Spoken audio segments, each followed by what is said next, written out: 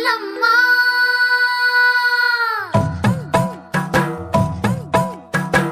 ಎಳುಕೊಳ್ಳದ ಎಲ್ಲಮ್ಮ ನಿನ್ನ ಕಥೆಯ ಹೇಳುತ್ತೀವಿ ಕೇಳಮ್ಮ.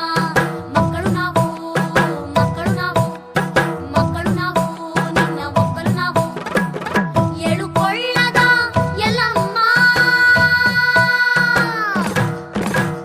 ಕಾಶ್ಮೀರದ ರಸ ರೇಣುಕಾ ರಾಜನಿಗೆ ಮಕ್ಕಳಿಲ್ಲದಿರಲು ಮಹರ್ಷಿಗಳ ಮಾತಿನಂತೆ ಯಜ್ಞವಾಯಿತು.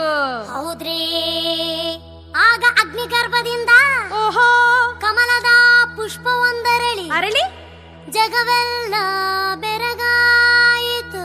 ಓಹೋ ಉಧೋ ಉಧೋ ಉಧೋ